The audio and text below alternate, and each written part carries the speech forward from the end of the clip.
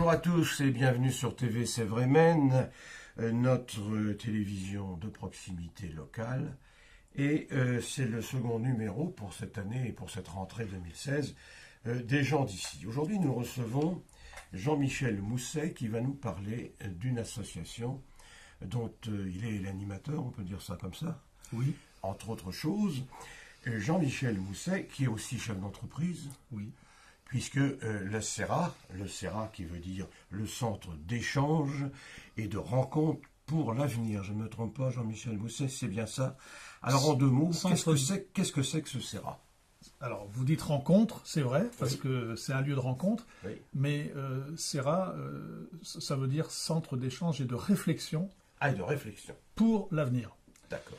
Mais c'est vrai que ce qui est important dans notre association, ce sont nos rencontres. Oui. Nous en organisons 5 chaque année, avec des experts de haut niveau. J'ai vu ça, vous avez reçu Franz-Olivier Gisbert, par exemple. Non, on le reçoit là. Ah, très bien. On le reçoit le 28 octobre aux Atlantes. Ce sera l'un des grands rendez-vous de cette année 2016. Les Atlantes au Sable d'Olonne. Oui. Et pour le grand débat de l'année, Franz-Olivier Gisbert et Michel Onfray, qui nous parleront de l'identité, quelle identité pour la France et les Français au XXIe siècle. Alors, qu'est-ce qui se passe au cours de ces échanges, au cours de ces réunions? À part l'invité qui est naturellement de qualité, les deux que vous venez de citer particulièrement, mais qu'est-ce qu'on retire de tout ça? Quelle est la conclusion? Le mieux, ce serait de le demander à nos adhérents, à ceux qui viennent au CERA donc 5 fois par an, le vendredi après-midi de 14h à 18h depuis 15 ans, puisque nous fêtons cette année le 15e anniversaire. Le 15e année, qui est aussi l'objet de notre rencontre. Oui. Alors, dans un premier temps, nous écoutons l'expert qui vient nous parler de son expertise, de son expérience, de son parcours, de ce qu'il connaît. Et là, on a des gens très, très divers. Ça va de philosophes à des historiens, des géographes, des sociologues. On peut dire toutes les sciences molles, les sciences sociales, mais aussi les sciences dures. On a des physiciens, on a eu des biologistes, des médecins, des psychologues. Enfin, vous voyez, c'est un peu tous les domaines du savoir. Quelques écrivains également. Oui, aussi. Oui. Oui, cette année, nous recevons le romancier Laurent Gounel, par exemple.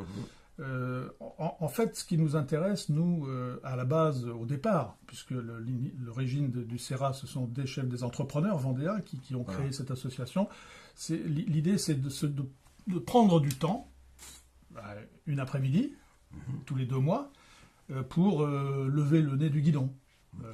Comme on dit, s'aérer les neurones. Alors, beaucoup d'adhérents, beaucoup d'entrepreneurs dans le CERA? Oui. En nombre? Au départ, déjà, nous avons démarré ça avec une trentaine d'entrepreneurs. Et puis maintenant, nous sommes 150 adhérents, principalement des entrepreneurs, mais au sens large, ce sont les entreprises qui adhèrent. Et donc, à nos rencontres, on a des managers, des cadres, des salariés d'entreprises, mais aussi des professions libérales, des agriculteurs, des artisans, des commerçants, des jeunes aussi, des étudiants, puisqu'à chaque rencontre, nous accueillons gratuitement des jeunes qui sont soit en terminale ou en BTS ou en école d'ingénieur.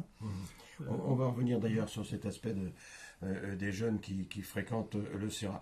Et je crois qu'il y a aussi, on peut le souligner, d'autres associations qui ont adhéré au CERA. Oui, c'est vrai qu'à l'origine, on a eu cette idée de fédérer, tout au moins de permettre aux associations locales d'entrepreneurs en Vendée, il y en a une quinzaine, de se fédérer, de mutualiser pour pouvoir faire venir en Vendée, ce qui n'est pas évident, ces experts de haut niveau qui la plupart du temps habitent à Paris, voient parfois la province d'un peu loin, il faut leur donner envie de venir passer une journée en Vendée. Et donc on a plus d'arguments quand on est à plusieurs, et c'est pour ça que... Vous défendez un peu la ruralité, si je comprends bien. Oui, absolument. Oui, c'est le propre de la Vendée, c'est le pays des entreprises à la campagne. Et ça, on y tient beaucoup à notre modèle de développement économique. Il faut dire qu'il n'a pas trop mal réussi hein, jusqu'à présent. Hein, jusqu'à présent, ça n'a pas trop mal dans notre bocage vendéen, on est à 5-6% de taux de chômage. Hein. Alors on va entrer un petit peu dans le domaine économique, puisque c'est aussi et principalement votre parti. Quel est votre avis, Jean-Michel Mousset, sur ce qu'on appelle aujourd'hui la contribution financière des entreprises, le fameux CFE, qui était là, paraît-il, pour remplacer la taxe professionnelle. Quel est votre avis là-dessus? Alors, moi, d'une manière générale, tout ce qui est taxes, subventions, alors, bon, là, je parle plutôt pour moi, en mon nom propre, je ne veux pas engager mes collègues, mais... Mais vous êtes aussi chef d'entreprise, hein, oui, moi, je vais vous dire, en tant qu'entrepreneur, moi, déjà, ce que j'aimerais, c'est que l'État supprime toutes les aides.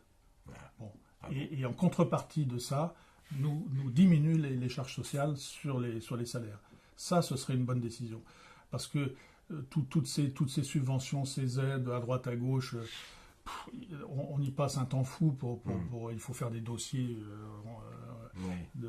Bref. La paperasserie. Et on passe son temps à faire ça, c'est ridicule. Nous, on n'a pas besoin de subventions. On a juste besoin d'un environnement favorable. Et ce qu'on demande au pouvoir public, c'est de favoriser cet environnement. Alors, on s'y investit aussi, parce que la vie associative, comme notre association et comme beaucoup d'autres, hein, c'est ce qui caractérise notre écosystème économique en Vendée, c'est qu'il y a énormément d'associations qui animent la vie locale. Et c'est ça qui permet, parce qu'une entreprise, si elle est au milieu de nulle part, au milieu du désert, elle ne peut pas vivre. Hein, les salariés ont besoin. Donc tout ça pour dire que ce qui compte pour nous, c'est pas les subventions, et c'est pas les taxes évidemment. C'est nous laisser faire. Voilà, laisser les vivre. Le maximum nous laisser la liberté. Et surtout, si j'ai l'occasion de dire ça, j'en profite. Moi je milite pour. Il faudrait supprimer le principe de précaution et le remplacer par un principe d'expérimentation. Voilà. Ça, si on avait ça, je vous garantis que le combat contre le chômage en France, il est gagné.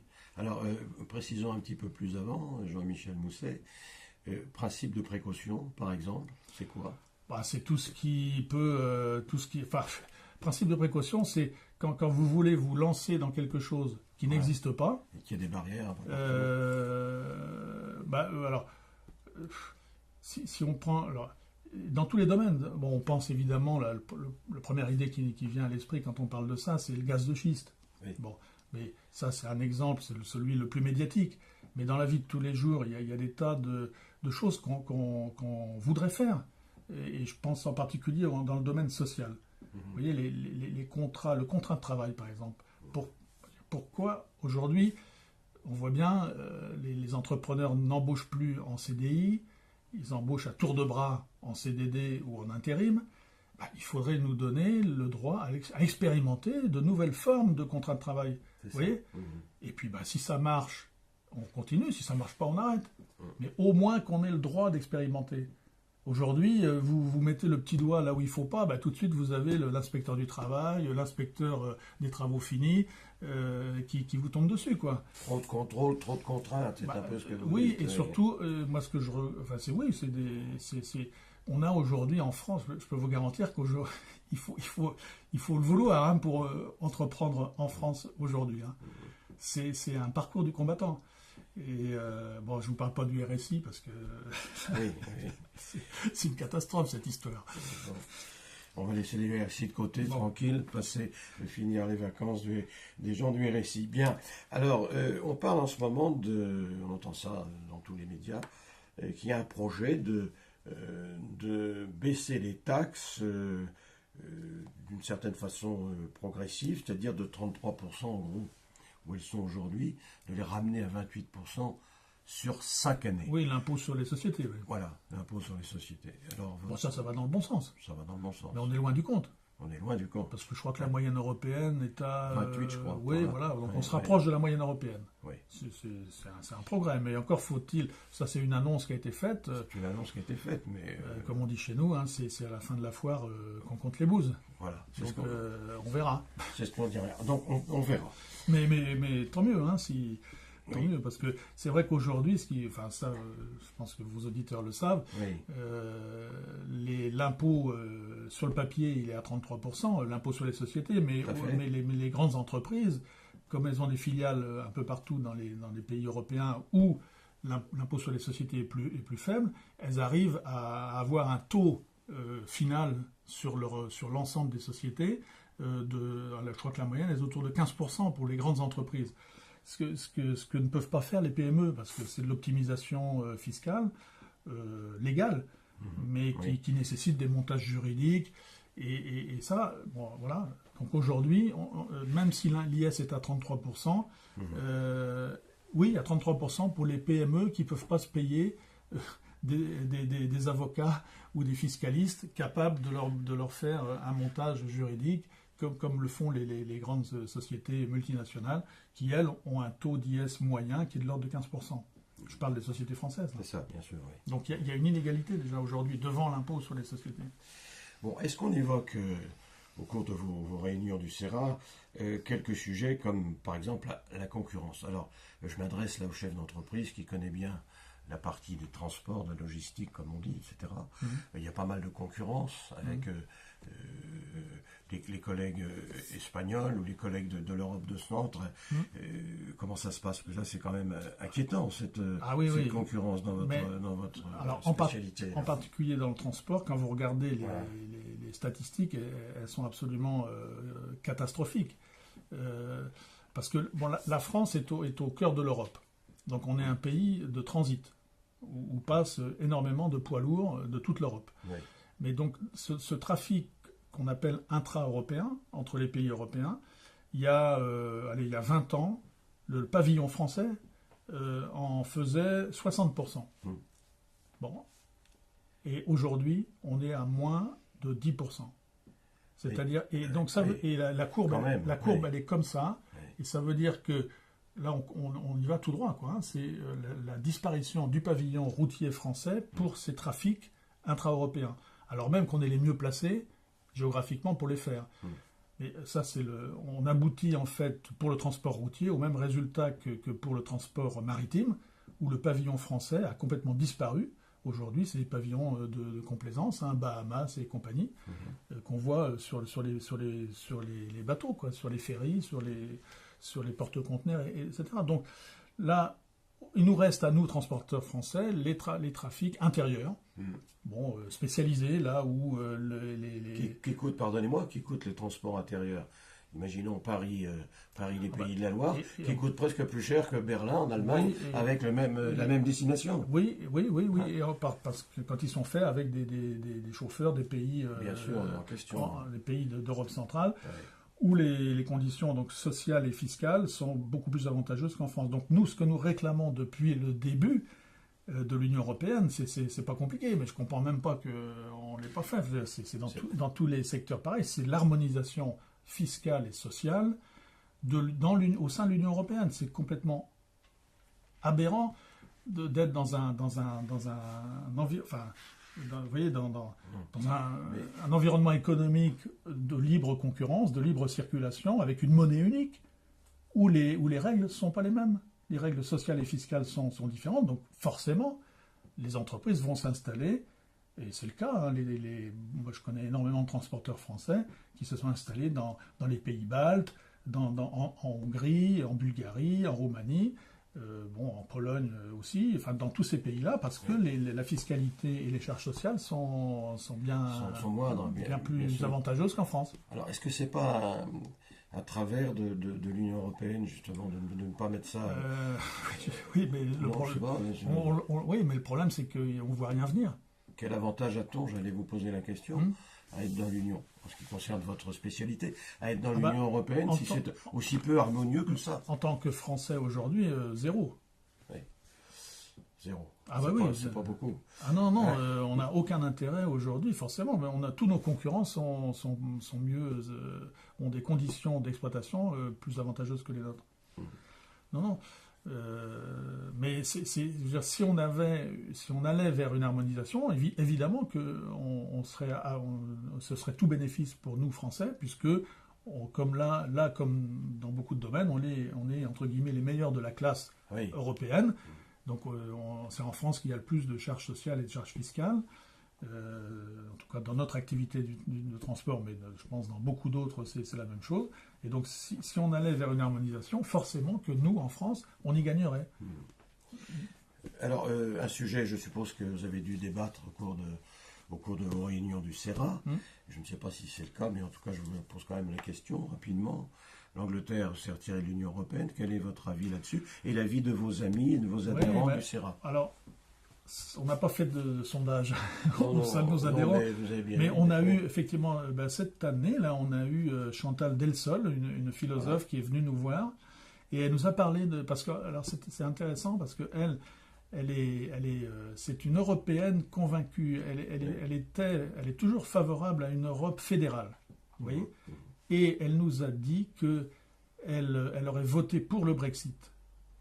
Ce qui est complètement paradoxal. Non, pas tellement. Peut-être, je ne sais pas. Peut-être a-t-elle pensé que c'était un mouton noir, les Anglais, dans l'Europe, que par conséquent, il valait mieux qu'ils s'en aillent. Non, elle nous a pas dit ça. Elle nous a dit qu'en fait, on avait loupé le train et qu'aujourd'hui, compte tenu de la situation actuelle, et du rejet un peu partout dans les pays européens des peuples pour l'Europe fédérale, qu'elle le regrettait.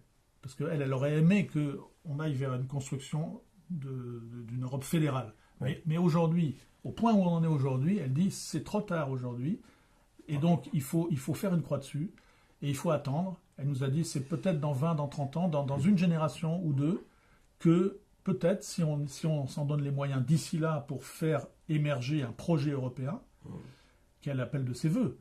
Mais elle dit aujourd'hui, au point où on en est aujourd'hui, il vaut même mieux que ça. Oui. Il vaut mieux sortir de l'Union européenne aujourd'hui. C'est ce qu'elle préconise. Oui. Elle dit bravo, mesdames et messieurs les Anglais, vous avez été courageux de voter le Brexit. Ils ont tiré les premiers, comme souvent les Anglais. Exactement. Voilà. C'est ce qu'elle nous a dit. Donc, exit le Brexit. Très bien. Non, pas exit le Brexit. Votons le Brexit. Rassurez-vous, c'est fait. C'est ce qu'elle nous a dit. Bien. Ouais. Tout à l'heure, on a dit que dans vos réunions, vous acceptiez, et même vous invitiez assez souvent la jeunesse, les jeunes qui étaient... Donc, oui, parce qu'on parle d'avenir. Donc, on parle d'avenir, effectivement. L'avenir, c'est les jeunes. C'est plutôt les jeunes, oui. Alors là, donc ça veut dire que vous vous intéressez à la formation et à l'apprentissage, j'imagine. Oui, l'apprentissage, c'est... Qui doit être important à vos yeux. C'est la voie royale, l'apprentissage. Bien sûr. Je comprends d'ailleurs. Et par rapport à l'emploi, c'est peut-être. On n'a pas compris. Ah oui, moi je dis que c'est la voie royale aujourd'hui pour trouver un emploi. D'abord pour apprendre un métier, pour commencer. Bien sûr. Parce que pour trouver un emploi, il faut avoir un métier, il faut avoir un savoir-faire, un savoir-être. Oui. Et tout ça s'apprend malheureusement aujourd'hui, ça s'apprend pas à l'école. Bon, alors on peut évidemment améliorer l'école, on y travaille, et c'est pour ça qu'on invite des jeunes, des enseignants, et puis on intervient aussi, nos adhérents. Ils viennent souvent à vos invitations. Ils viennent à nos invitations. Ils n'éboutent pas du tout. Non, ils viennent. Ils viennent. On est en train de construire aujourd'hui un partenariat avec la direction de l'enseignement catholique en Vendée, et dans lequel on propose aux enseignants donc des petits modules à base de vidéos de nos intervenants, de nos experts. On construit des petits modules vidéo pour aider, en fait c'est des aides pédagogiques pour les enseignants. Et puis l'idée aussi c'est de rapprocher évidemment les profs du monde de l'entreprise. Donc on invite les profs dans nos entreprises, nous-mêmes on va dans les lycées, dans les collèges, Voilà. Mais pour répondre à votre question, l'apprentissage, oui, c'est la voie royale. Donc, il faut mettre le paquet sur l'apprentissage. Moi, personne n'a compris pourquoi, là, sous le quinquennat actuel de François Hollande, il y a eu cette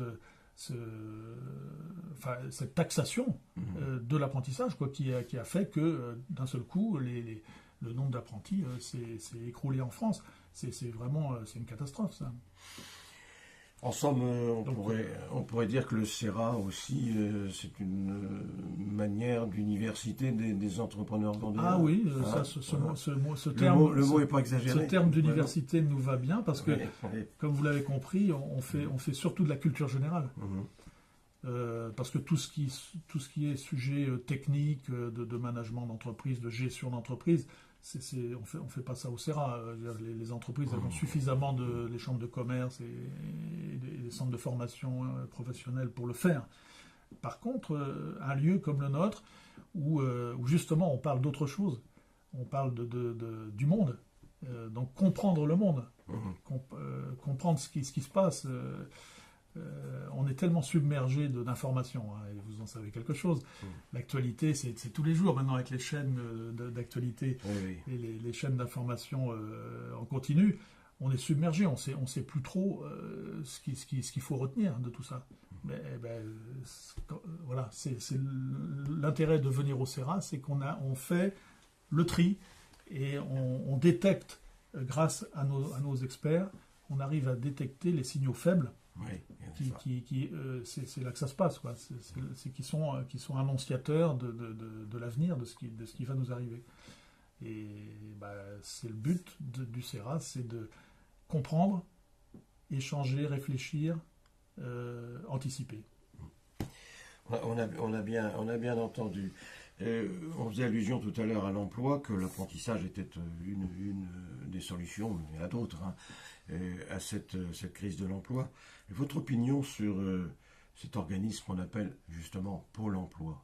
Efficace, pas efficace, nécessaire, pas nécessaire, voilà, peut-il être amélioré? Je vois que vous êtes dubitatif. Oui, je suis très très dubitatif. Oui.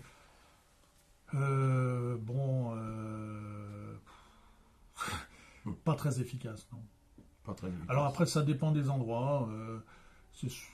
Là aussi, c'est une affaire d'homme, mais alors parfois, on a la chance de tomber sur des directeurs de Pôle emploi qui, contre vents et marées, contre le système, contre les lourdeurs de cette administration, arrivent à faire quelque chose. Bravo à eux, tant mieux.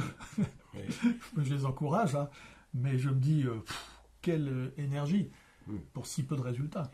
Je vais quand même vous poser une question. Est-ce que les entrepreneurs jouent le jeu vraiment avec Pôle emploi? Ah, je pense, oui. Oui. Oui, on joue le jeu, mais... Dire, est-ce que, voilà, il manque... Oui, on joue le jeu, bien sûr. Collaborateurs, est-ce qu'ils appellent systématiquement... Oui, je pense qu'il n'y a pas de boycott de Pôle emploi, mais quand il n'y a pas de résultat... il n'y a pas de résultat, quoi. Pas de résultat. Non, enfin, c'est pas là que... C'est pas la filière aujourd'hui de recrutement d'excellence, hein, Pôle emploi. Sinon, ça se saurait. Non, je vous dis, une des filières d'excellence pour le recrutement aujourd'hui, c'est l'apprentissage. C'est l'apprentissage. Ah oui. Nous sommes bien d'accord. Alors, on fait beaucoup de choses au CERA. Hein. Conclusion de tout ça, on fait beaucoup de choses. Et on fait un livre. Et on fait un livre, nous allons en parler.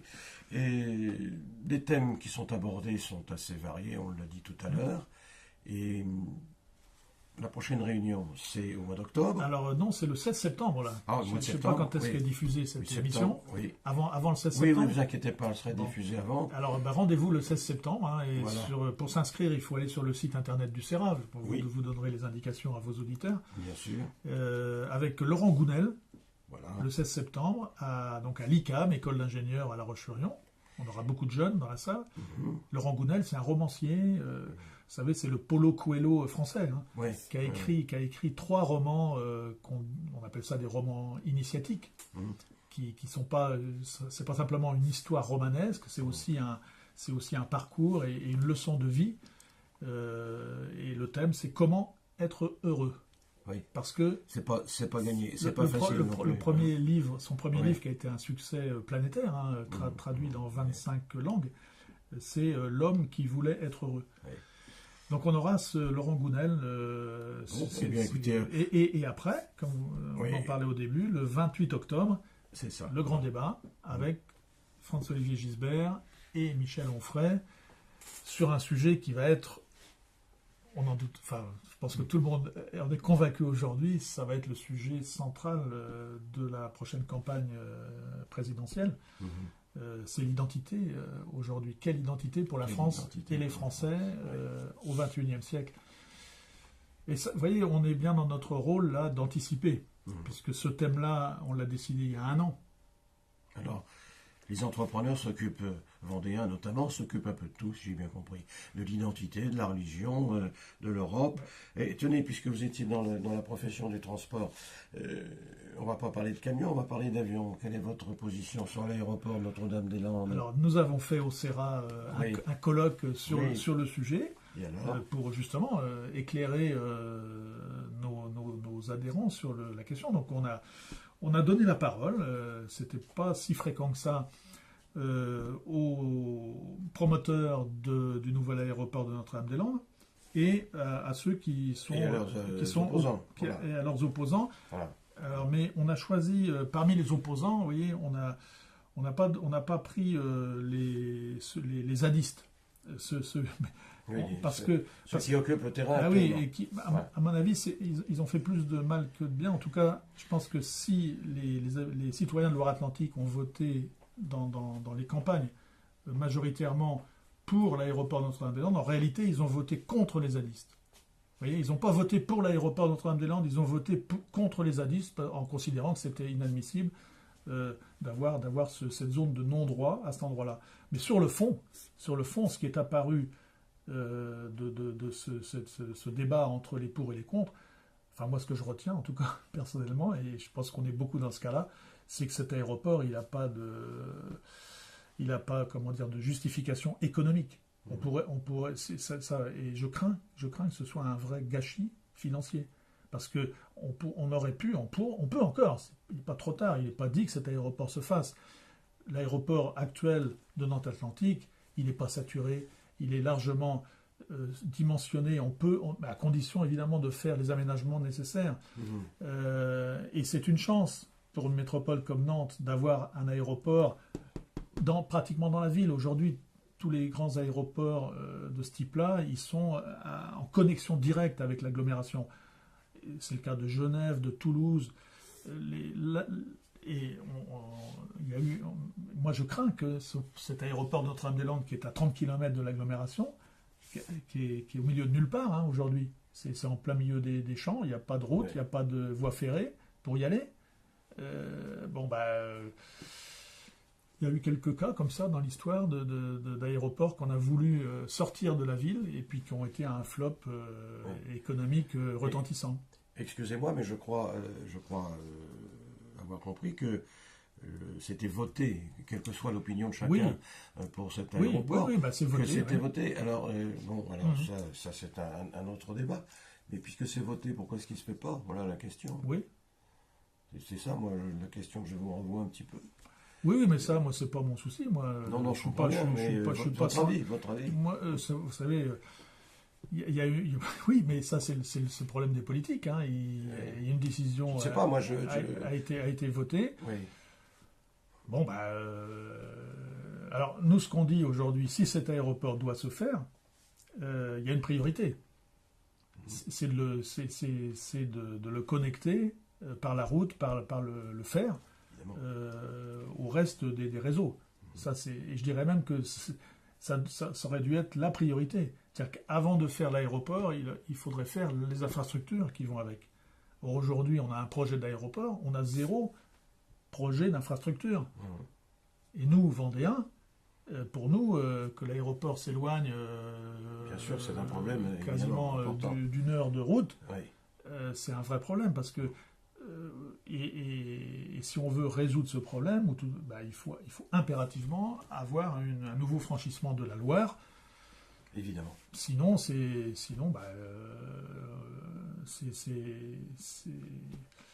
c'est pas bon du tout pour l'économie vendéenne. Voilà. Merci Jean-Michel Mousset. Je vais redire que l'avenir c'est demain. Le titre il est comme il est. Oui. L'avenir c'est demain, je me dis c'est une la palissade. Ah ben oui, c'est exprès, j'imagine. C'est fait exprès. Bon. Alors l'avenir c'est demain. 27 propositions pour 2035. On a le temps de se revoir d'ici là. Oui, oui, oui. Et un gros livre, tout de même. Oui, 27, donc 27 propositions, c'est-à-dire qu'on a 27 auteurs. Oui, auteurs qui vont venir débattre qui sont venus déjà. Oui. Donc on a choisi parmi les 80 experts qui sont venus nous voir depuis 15 ans. Vous avez choisi les 27 On a choisi, on a lancé l'idée, oui. Et puis il y en a 27 qui ont répondu banco, voilà. Parce qu'ils sont bénévoles. Hein. Et donc qui ont dit, on est d'accord pour écrire un article bénévolement sur chacun sa vision du monde dans 20 ans. En tout cas, votre association, eh bien, elle est importante puisqu'elle réunit justement tout ce monde dont on vient de parler, la jeunesse, les enseignants, les intellectuels et puis surtout les chefs d'entreprise de Vendée et d'ailleurs aussi parce que vous allez faire des petits tours dans les Deux-Sèvres parfois, là, vous dépassez un peu vos frontières naturelles, on peut dire. Nos frontières naturelles, c'est la Grande Vendée. C'est la Grande Vendée. Donc c'est effectivement c'est le Poitou, quoi. Ah non, c'est pas le Poitou, non, c'est l'Armorique. Mais bon, je pourrais revenir si vous voulez pour savoir si notre avenir est plus du côté du Poitou ou du côté de la Bretagne. Pour moi, il est clairement du côté de la Bretagne parce qu'on fait partie d'un même ensemble géographique qui est le massif armoricain. Bon, bref, c'est un autre. Mais pour vous dire que notre territoire naturel, comme vous dites, c'est la Grande Vendée, c'est-à-dire la Vendée administrative, plus le sud de la Loire-Atlantique, donc ici, bien sûr, qui sont le Pays de Ré, Limoges, le Choletais, et le Bressuiret, le nord des Deux-Sèvres, la Gâtine. Tout ça, c'est la Grande Vendée. Tout ça, c'est la Grande Vendée. Une chose de plus qu'on apprend grâce au CERA, grâce à votre association. Un numéro de téléphone tout de même si le sujet vous intéresse. 02 51 66 59 00. Je ne me trompe pas. Ça doit être ça. Oui. Ça doit être et ça. Et surtout un site internet. Et surtout un site internet. Parce que toutes les informations sont sur le site internet. Sur le site internet. www.le-du6cera.com. Voilà. Merci d'être venu nous voir, Jean-Michel Mousset. C'est moi. Et puis, comme dans la chanson, qui sera, sera. Voilà. Merci à vous et au mois prochain.